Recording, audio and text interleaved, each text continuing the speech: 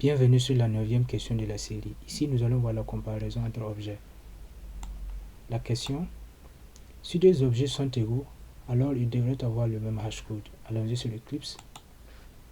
Créons un package.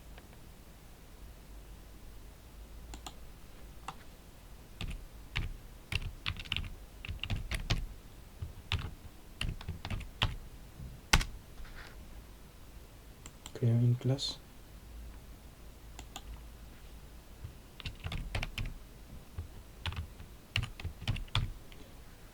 En Java, toute classe commence par une lettre capitale. Par contre, nous pouvons donner n'importe quel nom que nous voulons.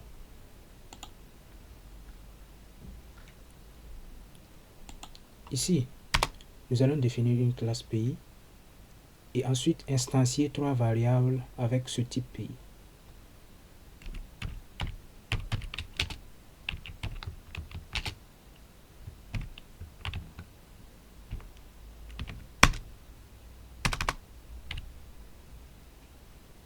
Donnons des attributs privés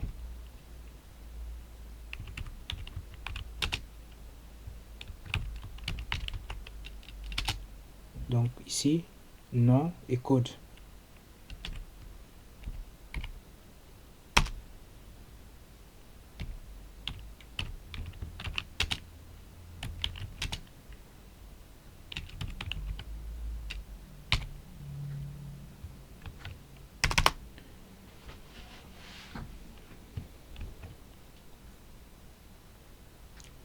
Nous allons ensuite créer un constructeur.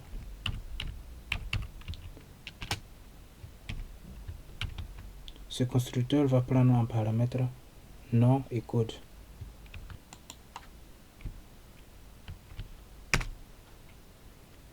Nous utilisons un mot-clé 10 pour accéder aux attributs de la classe courante.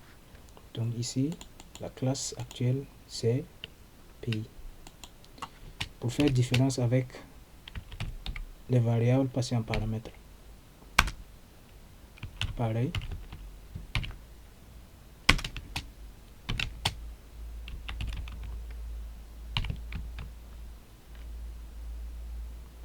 Maintenant, nous pouvons constater que les attributs sont soulignés pour dire qu'ils ne sont pas utilisés. Pour les utiliser, nous allons générer des accessoires. Pour le faire, clic droit, source, generate getters and setters. On coche les deux attributs. Maintenant, c'est bon. Nous allons instancier des variables avec pays.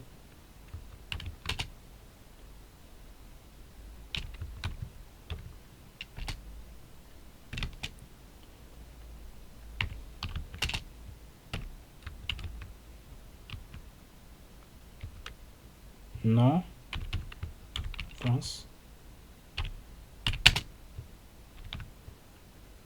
code, qui veut dire le code indicatif, donc ici c'est 33.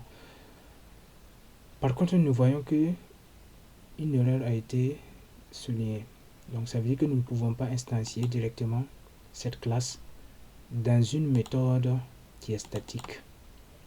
Pour ce faire, soit nous mettons notre classe pays ici en statique,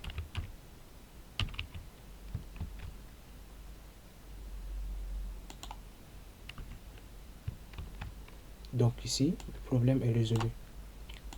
Autrement, nous pouvons initialiser tout d'abord la classe qui contient pays. Ici comparaison.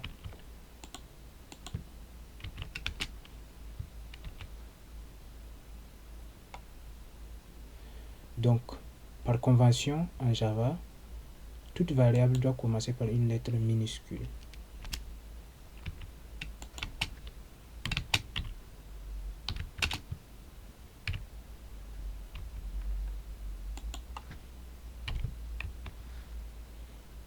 Ensuite, nous utilisons cette instance de la classe pour initialiser nos objets de type pays.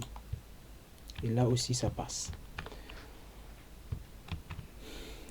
Maintenant, initialisons deux autres variables.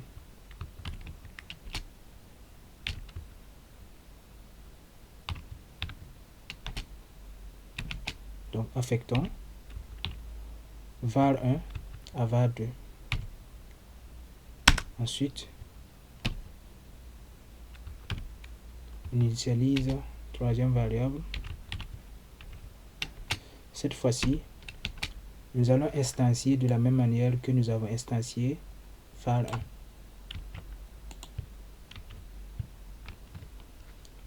Maintenant, nous allons procéder à des comparaisons. Tout d'abord, nous allons faire une comparaison dite comparaison référence.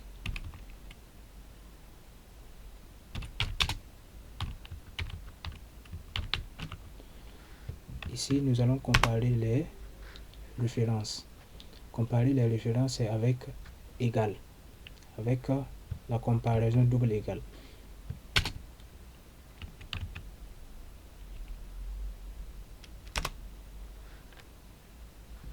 Donc, nous allons prendre var2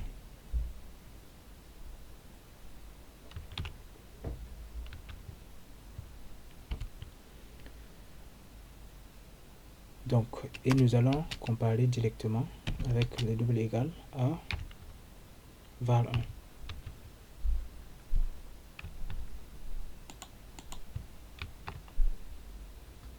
Ensuite, nous allons faire pareil pour var3.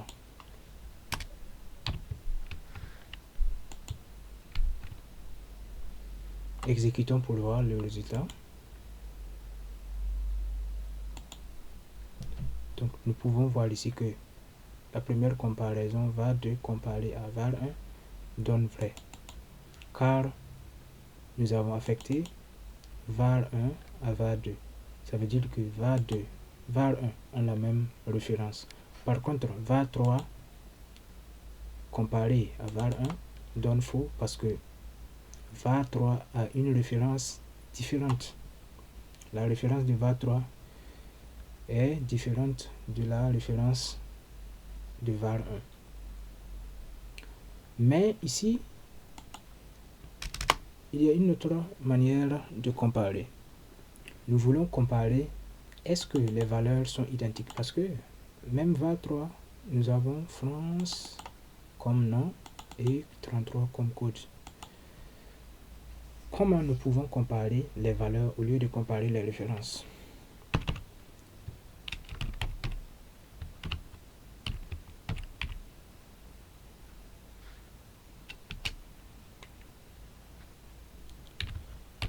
Donc, comparaison dite valeur.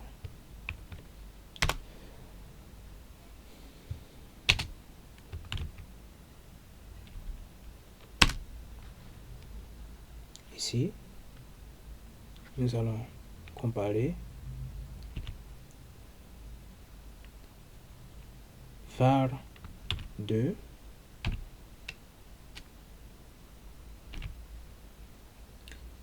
et c'est la méthode equals qui nous permet de comparer les valeurs. Donc nous allons le comparer à var1. Ensuite, nous allons faire pareil avec var3. Exécutons.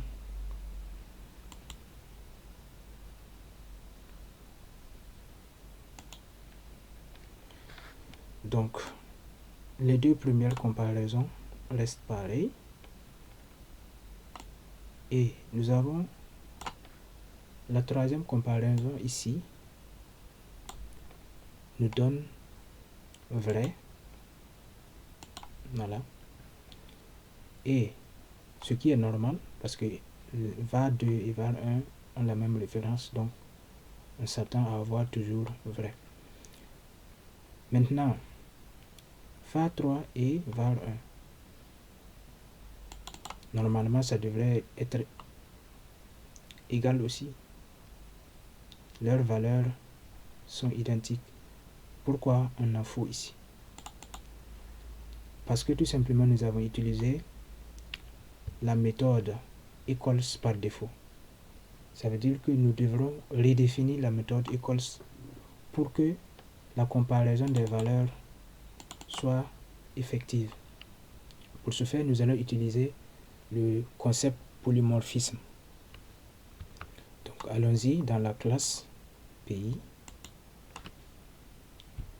Donc, il y a un mot-clé qui nous permet de redéfinir le comportement d'une méthode.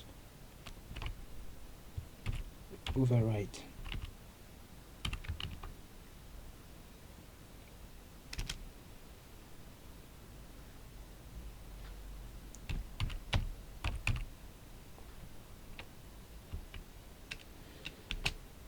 Donc la méthode equals retourne un booléen.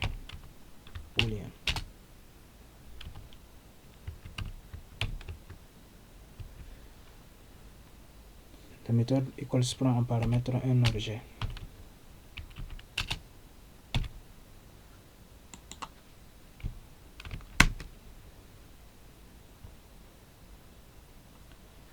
Donc si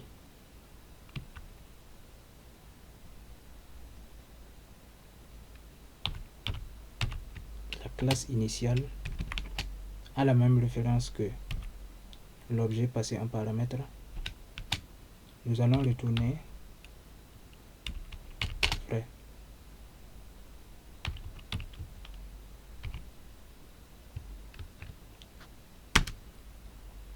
Ensuite, si l'objet passé en paramètre est nul, ou si le type de la classe initiale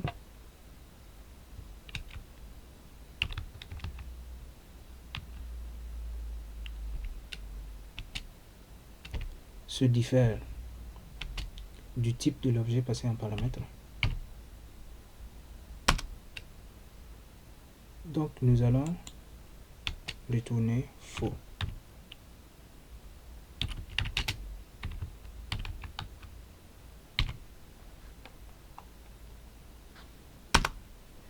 Si nous ne sommes pas dans ces deux cas cités, ce que nous allons faire, nous allons procéder à comparer toutes les valeurs des attributs. Pour ce faire, nous allons caster l'objet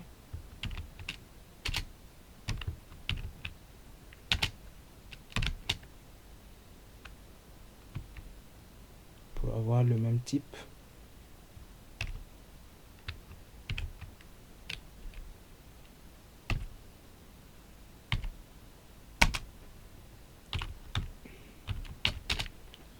Donc, nous allons comparer toutes les valeurs des attributs et voir si c'est identique ou pas.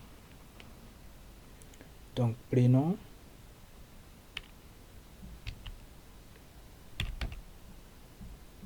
nom,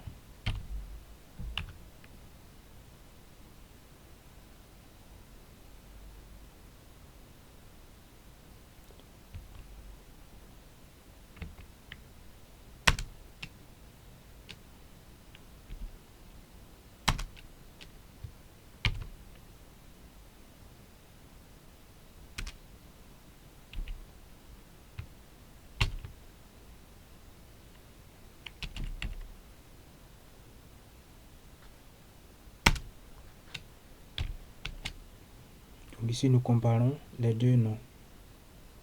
Ensuite,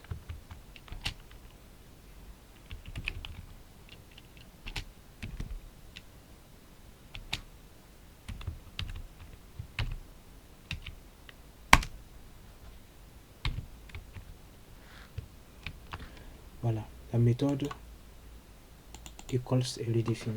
Maintenant, nous allons réexécuter pour voir est-ce que ici nous aurons toujours false ou true. Normalement, nous devrons avoir ici true maintenant.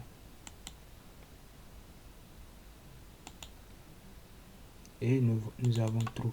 Ça veut dire que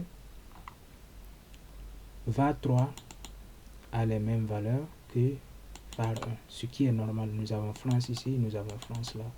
Nous avons France ici, et 33 ici, nous avons 33 là.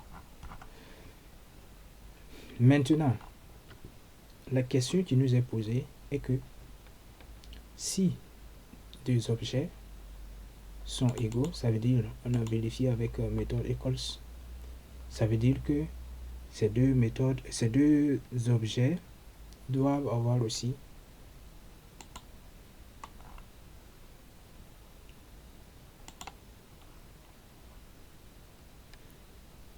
maintenant. La question qui nous est posée est si deux objets sont égaux avec cette méthode, ces mêmes objets doivent avoir le même hashcode. Pour ce faire, nous allons tout simplement faire le troisième type de comparaison d'objets.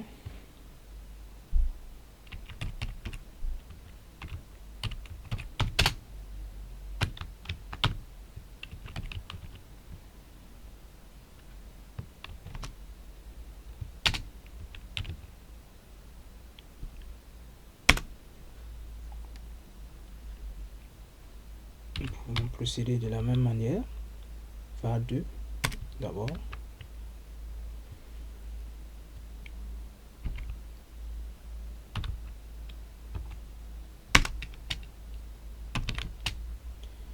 Égale var1 point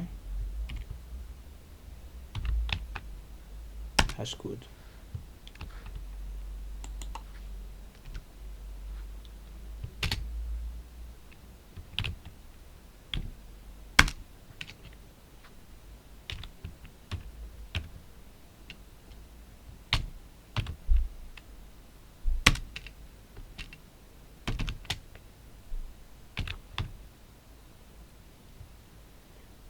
Maintenant var3 avec var1 aussi.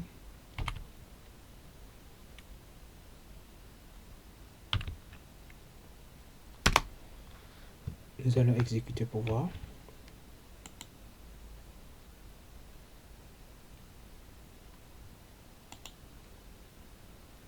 Donc ici, les deux hashcodes sont identiques, ce qui est normal. Les deux variables ont la même référence. Par contre là, les deux hashcodes ne sont pas identiques, false. Ce qui n'est pas normal. Ce qui n'est pas normal parce que, par convention en Java, si deux objets sont égaux, donc avec notre méthode ici, nous avons true, ça veut dire que leurs hashcodes aussi doivent être identiques, ce qui n'est pas le cas ici. Donc, ça veut dire que nous devrons redéfinir notre méthode hashcode de la même manière que nous avons redéfini notre classe pays avec la méthode equals. Donc pour ce faire, nous allons réécrire la méthode hashcode.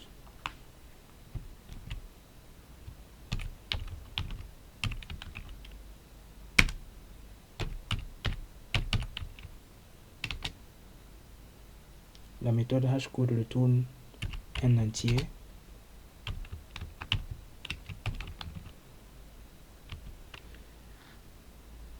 Par contre, on ne prend pas de paramètres. Donc, nous allons retourner le hash de l'ensemble des attributs.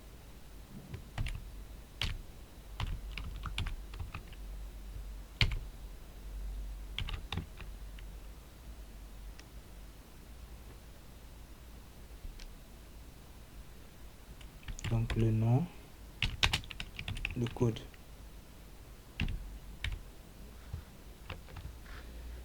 Donc ici, nous avons redéfini notre méthode equals, ce qui nous amène à redéfinir notre méthode hashcode. Normalement, cette fois-ci, la méthode hashcode va nous retourner vrai.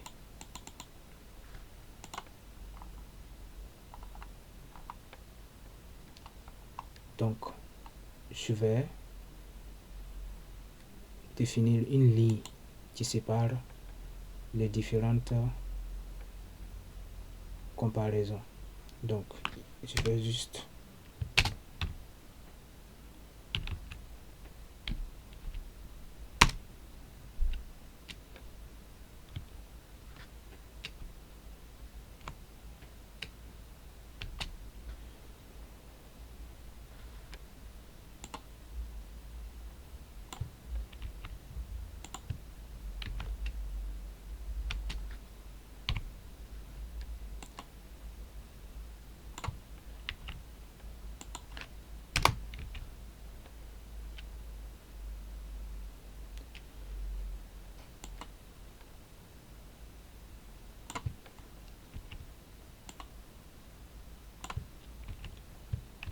c'est juste pour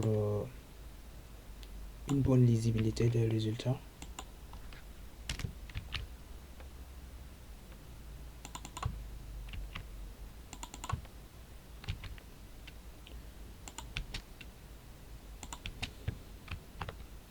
Maintenant, nous allons réexécuter pour voir est-ce que, après redéfinition de la méthode hashcode, var3 a le même hashcode que var1. Pourquoi? Parce que ils ont les mêmes valeurs, donc ils doivent avoir le même hashcode.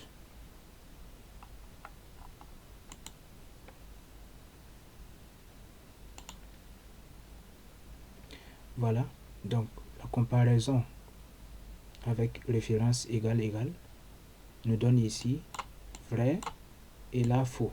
Ça c'est normal parce que c'est comparaison avec référence. Ensuite, comparaison avec valeur vrai, vrai.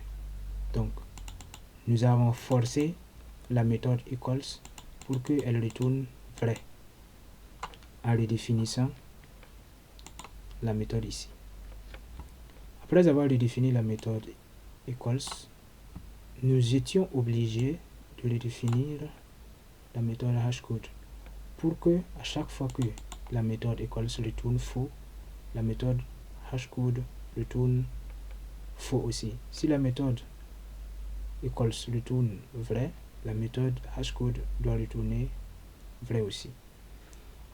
Donc ainsi s'achève la vidéo et nous nous donnons rendez-vous sur la prochaine question.